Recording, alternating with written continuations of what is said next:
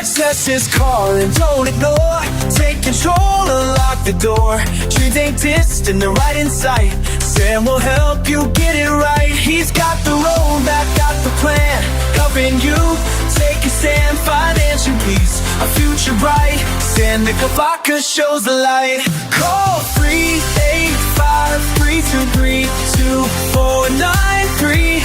Change your life, now's the time. Build your wealth, make it strong. Leave a legacy that lasts long. He's got the keys, no need to wait. Financial freedom. Yeah. Welcome back to the Fuel Your Legacy show. And today we have another great guest, a great friend, honestly, after just meeting him a few weeks ago and hearing his story, connecting with a little bit where we grew up. A big part of his story happened just like 10-15 minutes north of where I grew up in Parma, Idaho. And so we're going to let him share that, but just a solid person, individual who's focused on serving, loving, heart of gold, absolutely intentional with where he's placing his time and how he's choosing to develop and serve his community, all connected back to very personal reasons. And one of the reasons I'm so excited to have this podcast is to draw out some of the things that we are scared to share with people, or we don't know how to share, tough things, hard things that have happened to us. How do we turn that thing into a positive outcome for our community, a positive outcome for our society? And what was the level of gift in that horrific experience that many people experience, these things that are just like, oh my gosh, I can't believe that happened to you. But what's the gift in those things that happen? And how do we reframe it in a positive light so that we can move forward with our life in sanity rather than going insane? Because insanity is a real thing too. You know, like if you don't know how to deal with your life, insanity is generally the option that the human brain chooses for preservation. So how do you get past that? His name is Todd Lingle, and he is running, promoting, creating all of those, the CARES Foundation, which he's going to explain about what that is and how he's going to impact people, and specifically how is he going to help children become more well-adjusted and more positive in life. So with that, Todd, go ahead and share with us the beginning of your story, how it all unfolded, and how did you get to where you are today, and what is the best way for people to engage and help? Thanks, Sam. I appreciate you having me on. Like you said, my name is Todd Lingle with CARES Foundation. When I was 3 years old, my mom and my sister were killed by a drunk driver. June 14th, 1975 was the date. I'm a little older now, of course. So that was the moment that changed my life for everything. When they died, it was devastating for my dad. It was a day before Father's Day, and we drove up on the wreck. And my dad, all he remembers is getting told by the police officer that my mom and sister had passed, and my brother was on his way to the hospital, and my dad collapsed in the pavement. But back in 75, the old adage of buck up, buttercup is what the adage was. And so you didn't go to a counselor. That just was not something you did that back then. So we just my dad closed my mom, my sister chapter up, put them away. We really didn't talk about them at all and just moved forward. Well, growing up, I always had that something was like on your shoulder, kind of like there's something wrong. In my mid 30s, I ended up having a divorce, and those things, that the feelings that I felt came forward. At one point, I'd almost committed suicide. Thank goodness I didn't. I went through counseling for 4 years and learned I had general anxiety and separation anxiety, and I've learned how to deal with that without medication.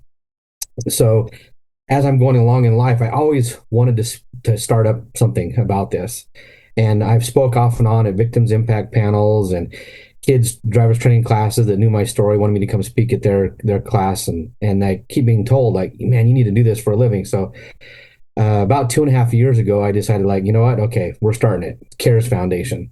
So I'll tell you real quick that my logo, the CARES, my mom's name was Karen. That's where the K-A-R-E comes from. And my sister was Shelley. So that's where CARES. And I'll tell you a little bit more about this part of the leg that wraps around the other. So when I started up, I wanted to speak in Idaho, where my mom and sister were killed. They were killed in Payette, Idaho. And my dad and my stepmom are going to a church that my mom and dad went to when she was alive. And some of the people there knew my mom, and they're older now. And so I went down and was talking with the minister, and I don't even know how it came about, but we figured out that his wife's grandmother was the first responder to my mom's wreck. And I was like, wow. So I was able to talk with her, and she told me what the scene was like when she came on the scene. And, she said that they'd hit driver to driver head on, and it popped the hood up and drove the hood right back through the windshield of my mom's car. And back then, kids stood up in the front seat, and the hood hit my sister right here above the eyes and pushed her back in the seat, and she died instantly. And Donna was the first responder's name. She goes, "Your mom was wrapped around your sister like she was hugging her." And I'm like, wow. I said, that makes perfect sense, because my mom's death certificate said she died moments after impact. So I really truly believe my mom saw that my sister was gone, had enough life in her, and turned and gave my sister a hug. And that was a defining moment for me. It gave me, I don't know, the only word I can come up with is closure, because it was helped me understand the last moments of my sister's life. And so I didn't have the logo done yet. So that's where this part of the K wrapping around the other is significant. My mom giving my sister a hug. And so what I do is I go out and I talk to kids about not only my testimony and how I've grown up and got through the suicide part of the things and the anxiety, but I talk about peer pressure, what kids are going through, tell them to use my story to get out of that peer pressure. I talk about social media and not knowing who they're talking to on the other end. And I talk about a couple other items, just things that trip kids up in today's world.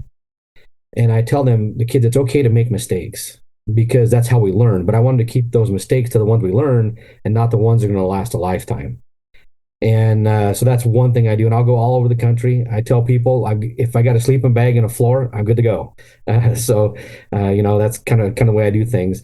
The other thing I have that we're going to be putting on, the first is this summer, June 6th through June 13th. We're going to have a camp up out of Globe, Arizona, and Workman Creek area. And it's called Camp Cares. And again, I use the K for everything.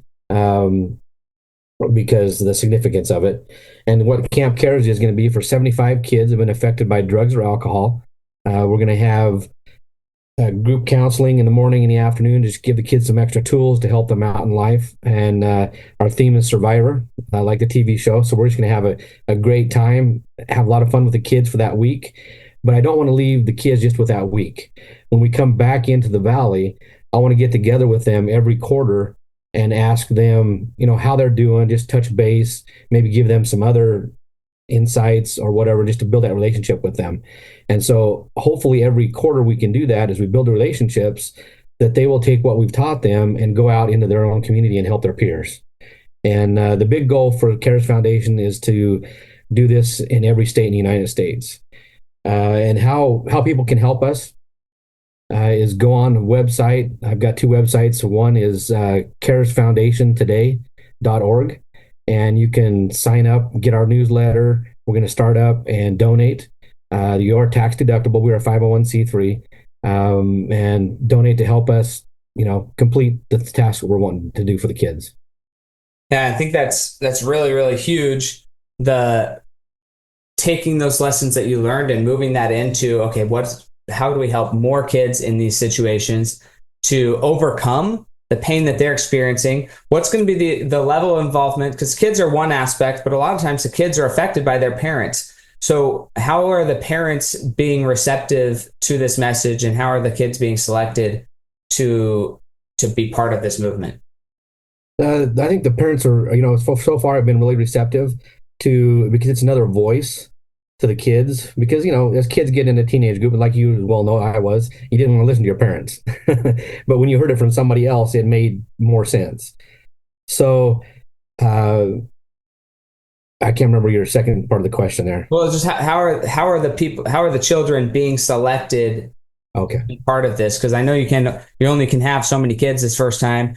I guess maybe you have 1,000. Maybe you have more, but planning is still part of it.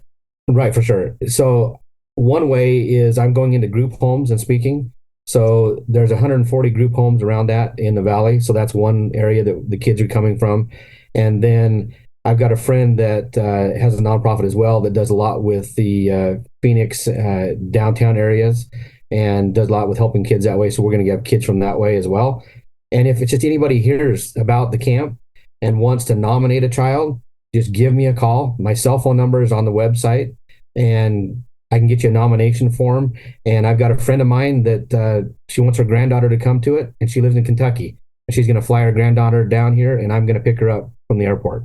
So there's like lots of things we can do. If somebody wants to come to it, we're going to do everything in our power to get them here. What would be in your mind, the desired outcome of this experience? Not, well, let's say first person first, and then we'll talk about second person, but first person being the person who actually went through the experience. What's the desired outcome for that person, the transformation they're going to receive from it?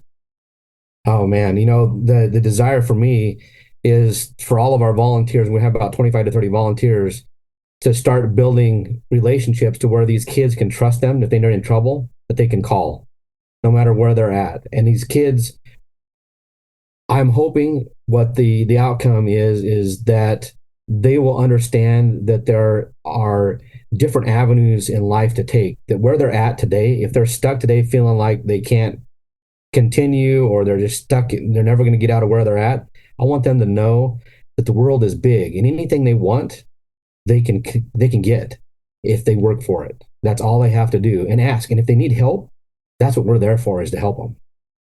Will you have like an online curriculum after for them to go through beforehand? What does that community look like after the fact, after they've gone through the experience? What is that community engagement going to look like? I'm developing that with a friend of mine that's a trauma counselor. So she's going to do the actual counseling in the morning and the afternoon. And so what we want to do is, like I said, get together quarterly. I haven't developed absolutely everything that I want to afterwards. I would love the fact that, well, everybody gets my personal cell phone, so they could call if they need help anytime in between. So, but we want to develop that. So that's in process right now. Awesome. I love that. So I want to go back to kind of when this all happens and you're experiencing that you see your dad kind of crumble on the pavement. You're starting to understand what's going on, maybe not fully.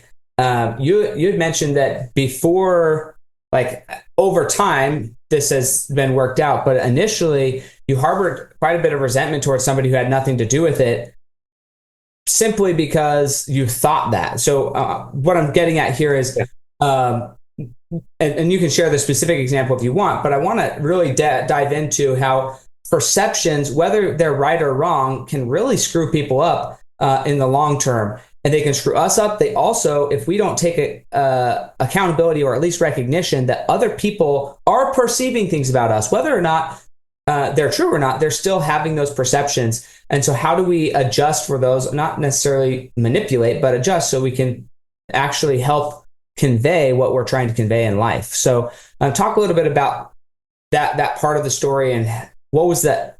How'd you get over that eventually? Okay. I think the initial part that you're talking about is when my dad told me, when we were there, when he collapsed on the pavement, there was another police officer there from a neighboring town, and he drove us to the hospital, my dad said. And of course, I'm 3, I don't remember any of this. But after everything settled down, my grandmother was watching me, and she would also watch the daughter of that police officer that drove us to the hospital. And I was telling the little girl that her dad killed my mom and my sister. And so for some reason I had it in my head. And so my dad actually told me that he had to take me to the junkyard and show me the pickup of the drunk driver who killed my mom and sister. That was the only way he could get me to stop telling the little girl that her dad killed my mom and my sister. So, perceptions as a little child, is, you're innocent, but it was so powerful that way. And I don't remember this because I was so young.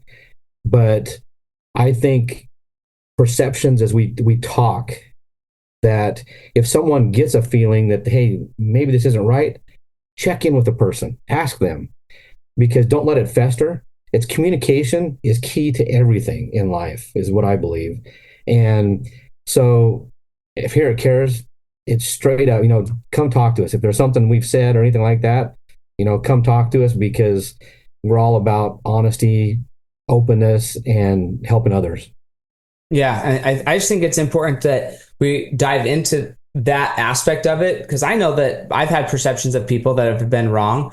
And how did you see that initial? Because what, just from a human perspective of how we're designed, when we experience deep emotions in an experience, then unless we address those emotions, they're probably going to continue to replicate themselves through the DNA RNA process, and we just end up having this emotion, this frequency disrupted and replicated in our lives. So how do you think that initial experience has affected other aspects of your relationships throughout your life, where maybe you jump to a conclusion that might not be accurate, and then later found out, hey, actually, that was not an accurate conclusion that I drew?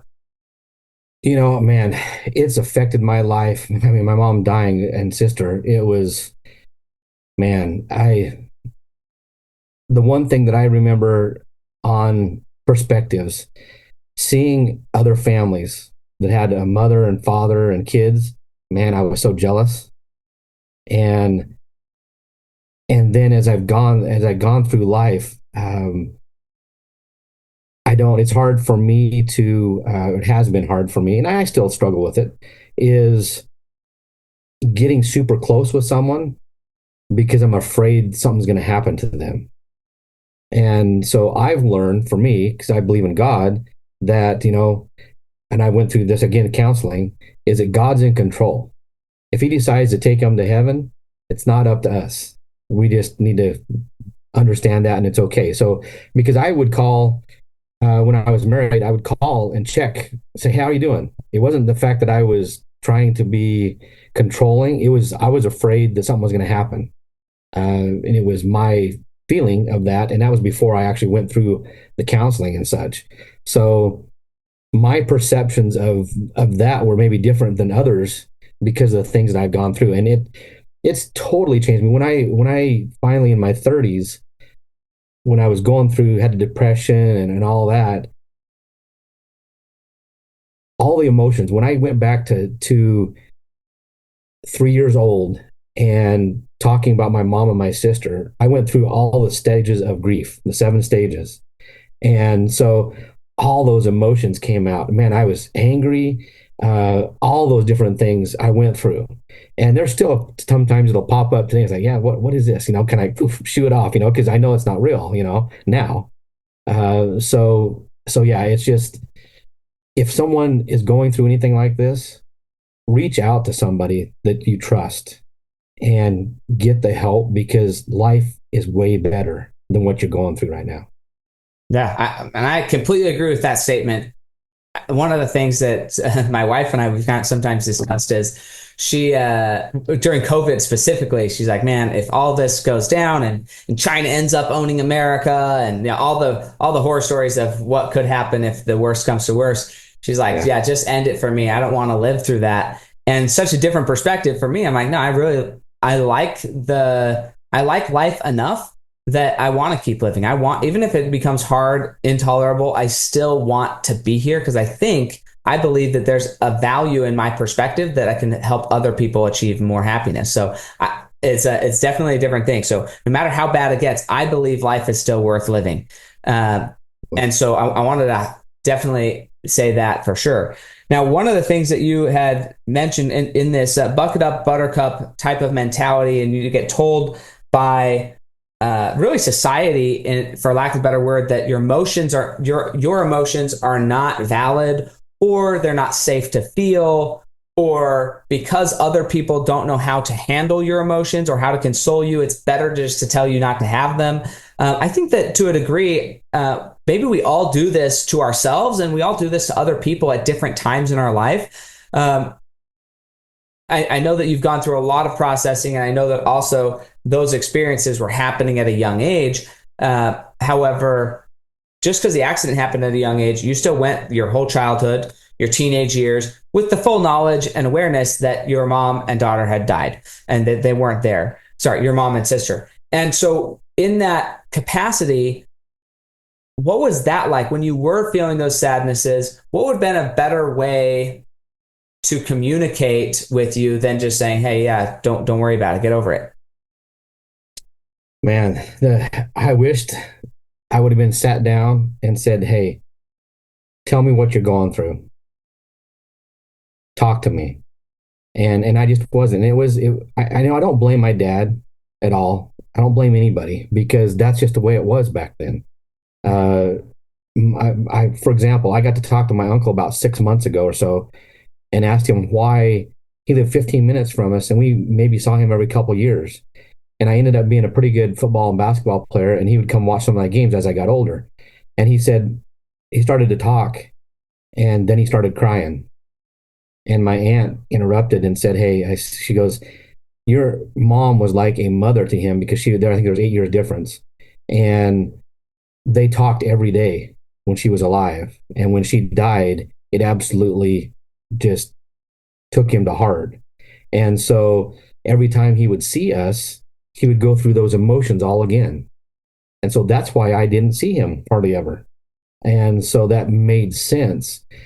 And so, yeah, if someone would have sat down, even not even my dad, if it would have been somebody else, just to say, "Hey, what are you going through?" And I hid it very, very well. I mean, I didn't let people, it wasn't something to let your feelings out. It was just, it was that box. You put it there and you didn't open it.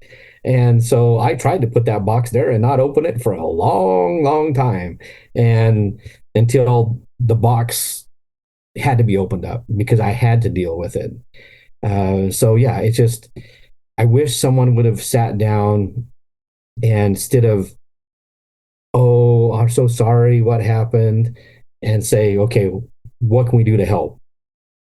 Because my dad had to know there was something going on because my brother is 6 years older than me. He was in the back seat of the car and survived, and he's got the survivor's guilt and things like that. But when he would go to he was in swing choir, like traveled singing in sports. This one time I remember was going off on a trip that was like 8 hours away or 9 hours away, which I was having a major anxiety about. I was like crying and I was like in grade school. And so we packed up and we went to the competition because I was having such a hard time. Well, right there, my dad knew something, and I wished we would have sat down with someone at that point. And, who knows how my life could have been if I would have handled this when I was young. I don't know.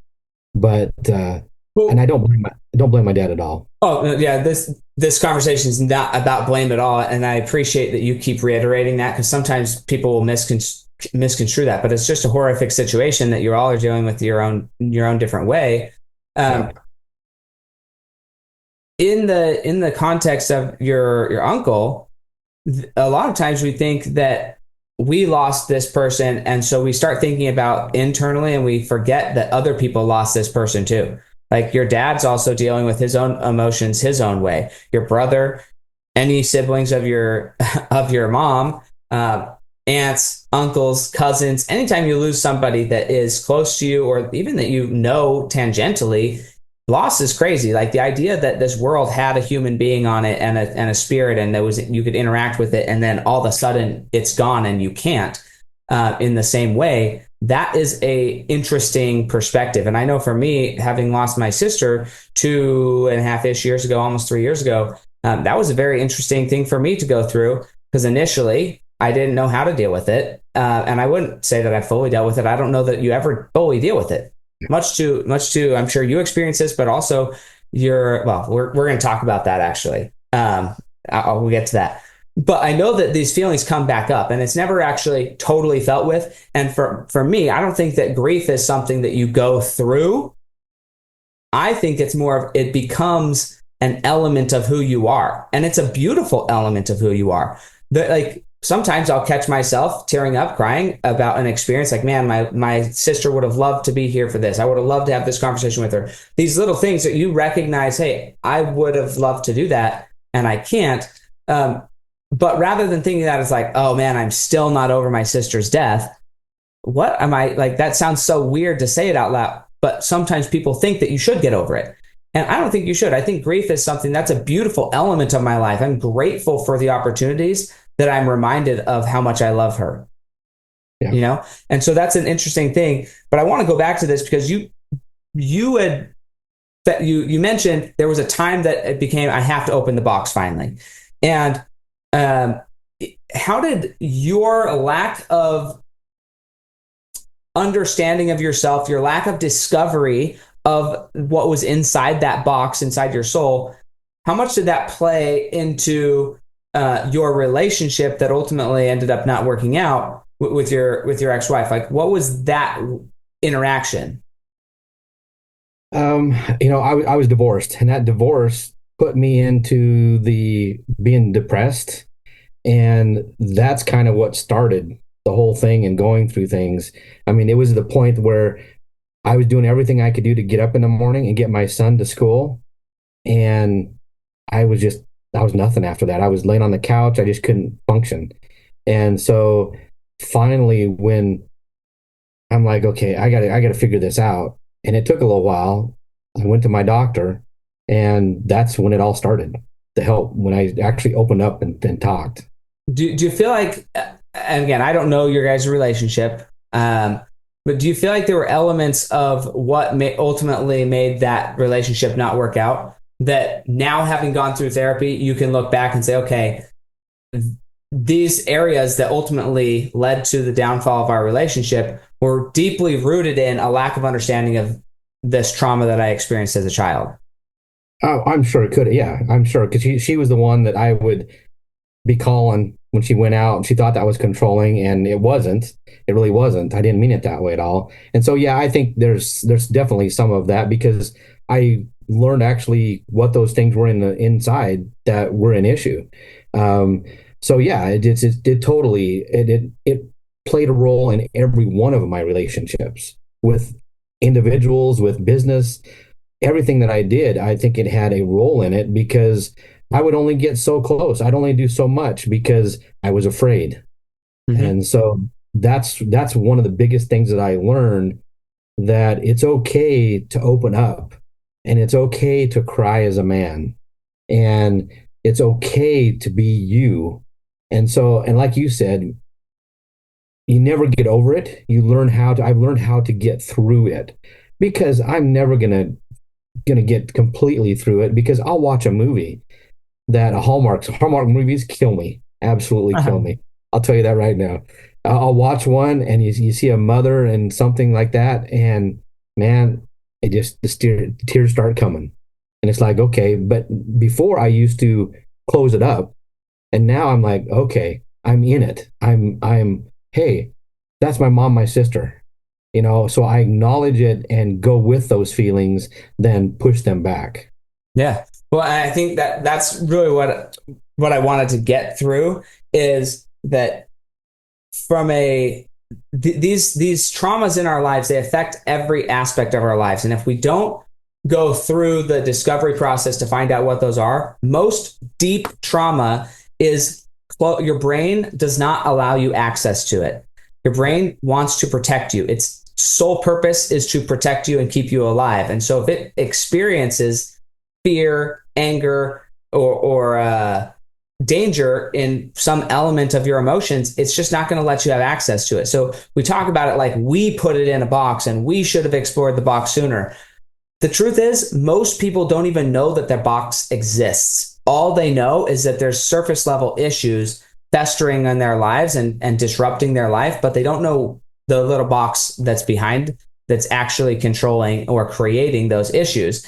And so one of the notes I wrote down is like, you have to learn how to love yourself before you can love others. You can't love somebody more than you love yourself. So in relationships, especially like marriage relationships, sometimes we think we're being loving, like, hey, I'm just really caring, I really want to know. And the truth is, you hadn't learned to forgive and love yourself. Absolutely. And it's hard. It's hard to be with somebody who has not learned to love themselves. And so there's no shade on any part of those relationships either. In fact, on the one hand, allowing somebody to get close enough to you that you experience those types of traumas allows you to grow. And it's really a gift. whether they were there for a long period or a short period. And so getting that clarity and that closure can completely transform your future. Now, there's another element here that you haven't mentioned yet on the podcast, but I'm bringing it up because of previous conversations. Yeah. You got a box of your mom's things. Yes. In 2012, I always knew that my dad had kept some things for my brother and I and kept it in a trunk. In 2012, he brought it out, and I was able to see some costume jewelry of my mom's and stuff. And then my dad brought out my mom's purse that she had with her when she died. And I was like, whoa. In fact, I get the chills right now, right now. And I actually have the purse. Hang on a second. Yeah.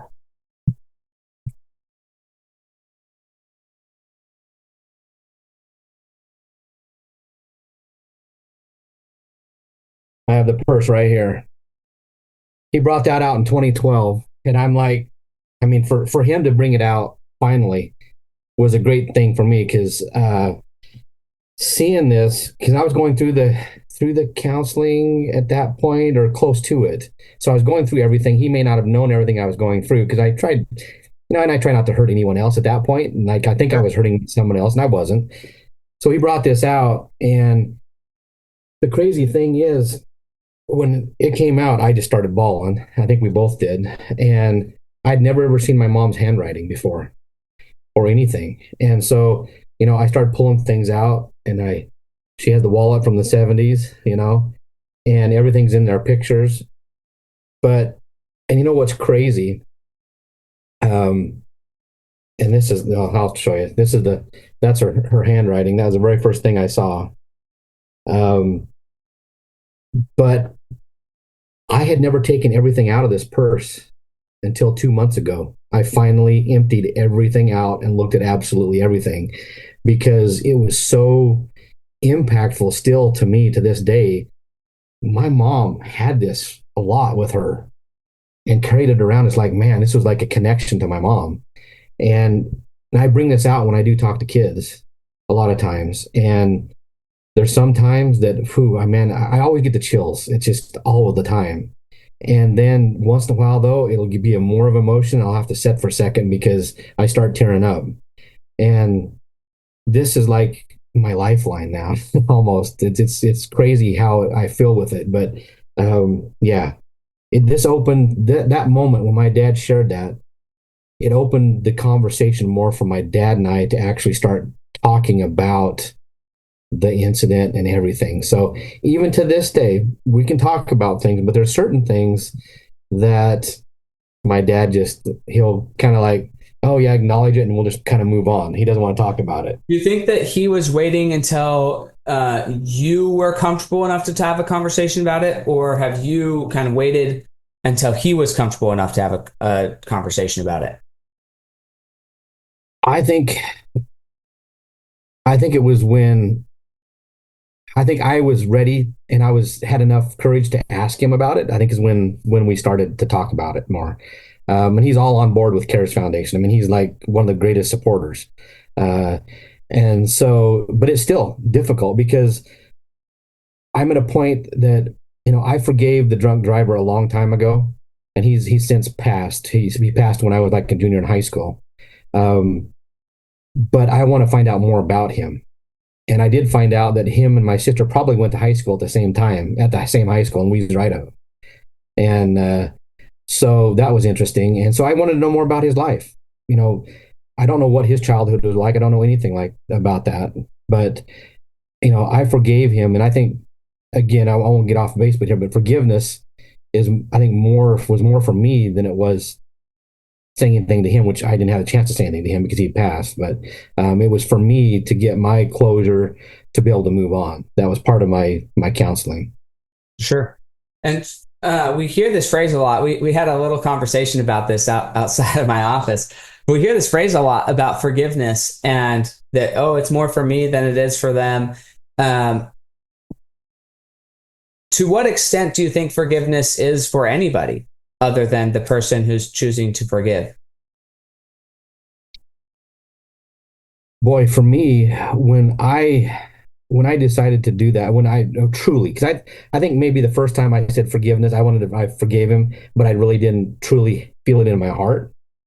Um, and when I did it and I felt it in my heart, it was like a release of of I don't know if you say emotions, but it just almost a key to another part of your heart for me. So I think just that forgiveness is I don't know. It just when I've talked to others about it too, it's like opening that door, opening your heart to other opportunities, things that it just I don't know. It's hard to explain. You know, it's very hard. Well, yeah. So when you forgive, do you feel like, uh, because this was a deeply traumatic experience, you lived your Right. life with it. There's a lot of trauma that now you understand was all kind of rooted in this experience. So there's a lot of things that have happened that have been disrupted in your life as a result of this. Now, it's not anybody's fault. We're not blaming anybody, but it's a reality that it has happened. And so, from that perspective, once you did finally forgive fully to where your heart felt opened up to that, do you feel like with that one moment of crossing the line into forgiveness, then you've been able to maintain that perspective for everybody else in life? Or do you feel like, I forgave this person, but there's still other people that I'm not forgiving or that I haven't yet forgiven?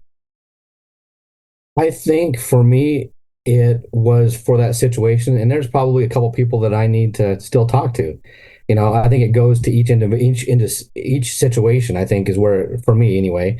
Um, but in overall, forgiving the drunk driver was a huge thing for me because that like released a lot of different emotions that even that I could deal with at that point. I think it opened up another if you say realm, but another area in my life that okay, I can deal with this now.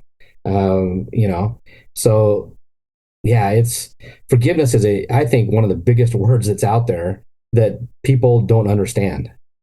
Well, and that's why we're going to just choose to take this occasion to help explore it. Because Yeah. for a while, probably for like 3 years, I just removed forgiveness from my language because I don't, the way that traditionally it is understood, I don't fully agree with, for lack of a better word. I don't know if there's a better word to say that, but I think that forgiveness is something that is, if you were to give somebody something before they incur an issue, then that would be forgiveness. If you're uh, quote unquote forgiving somebody after something's happened, then you're not really forgiving them. You're not really giving them foreshadowing.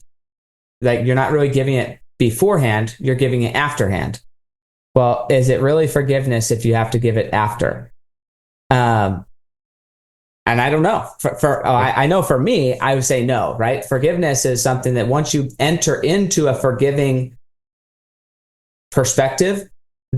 then it kind of clears that up for everybody. Whereas forgiveness after the fact is still important. It's still part Yeah. of growth, but I would call that more repentance, where I'm choosing now to be more like, for me, what I believe Jesus Christ was, as somebody who had atoned and made it possible for me to become one with that individual.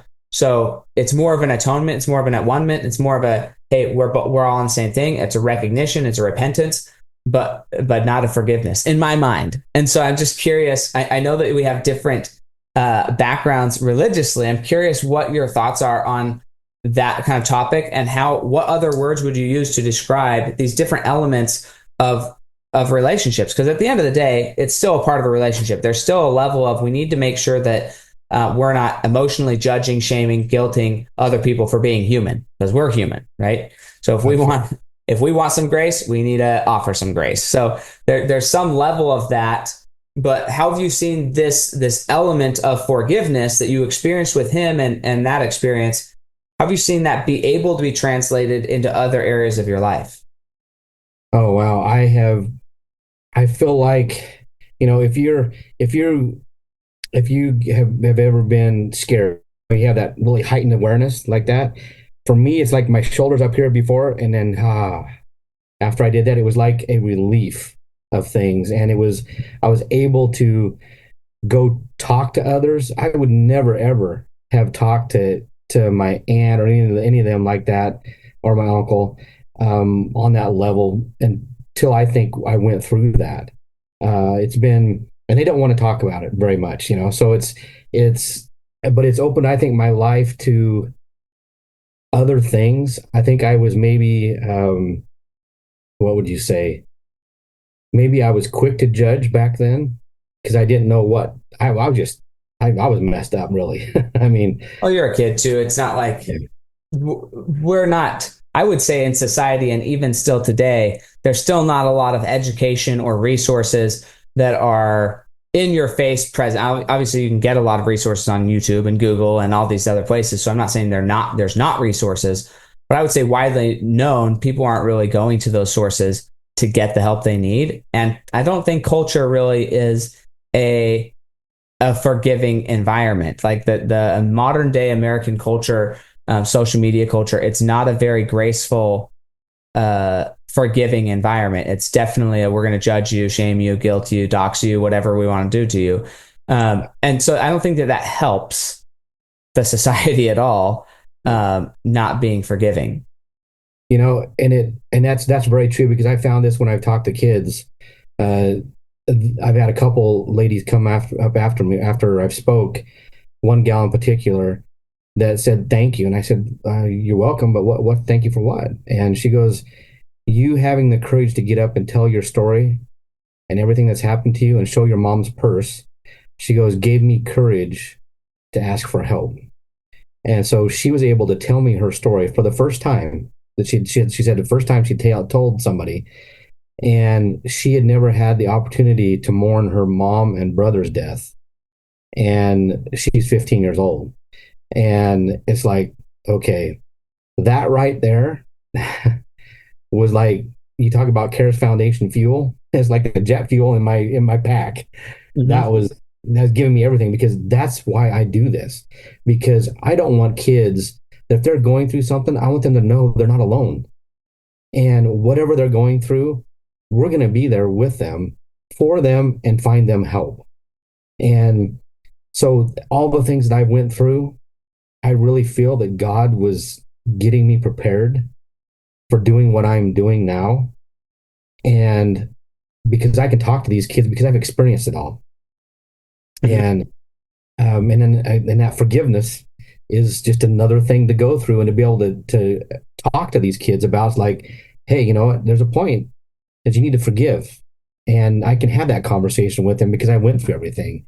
And so, yeah, this whole thing is powerful. And I am not, for me, God is leading me through Cares Foundation. I'm the vessel that he's using to help these kids.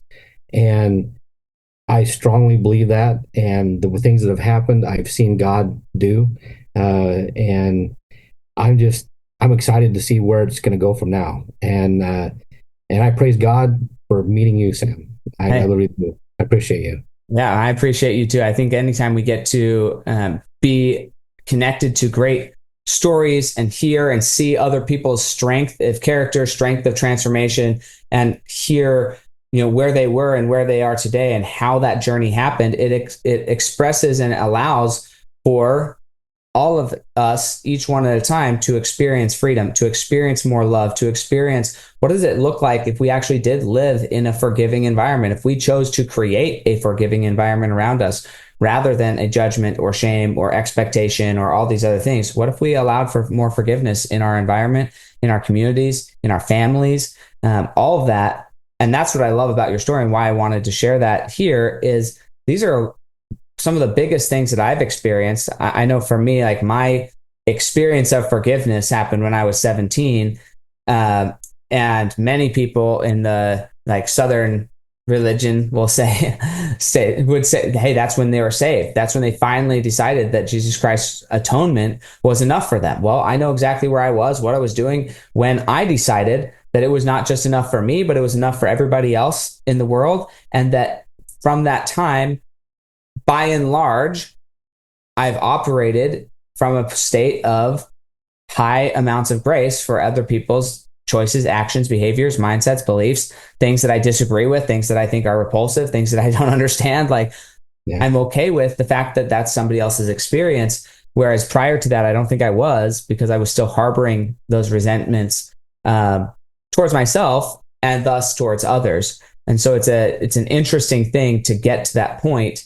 And if one podcast can help them get there, great. If they need more, where do they go again? Remind us what the links are. If they want to participate, either as a volunteer, get their kids or their family members involved in the CARES Foundation to be part of this experience in this community, or if they just want to donate because they see the value in it and they see that there's people that they could help, where would they go to do that? Okay, so you go to caresfoundationtoday.org. So remember, CARES is spelled with a K, not a C. Or you can go to KS as in Sam, hyphen CARES, KARES.org. Those are two websites I have, and you can go there and you can click on donate. And we are, again, 501c3, so your tax donation is tax deductible. That's where, and we need help. That's the only way we can get it done. And I appreciate, like I said, Sam, everything you've done. Yeah, well, absolutely. And it's exciting that it's happening here in Arizona, and we'll see how we can further support that. But I truly believe that anything that's causing transformation at any age, but definitely in children, if they can better understand themselves, that's going to create healthier relationships in the future, which makes stronger families, which creates stronger children moving forward. So it really is a ripple effect when one person, especially one child, can be healed or can gain a better perspective on life. It really has a ripple effect onto multiple people's lives moving forward. So thank you so much for taking time to share your journey on this podcast. And we'll catch you guys next time on the Fuel Your Legacy Show. Call now, don't hesitate. 385-323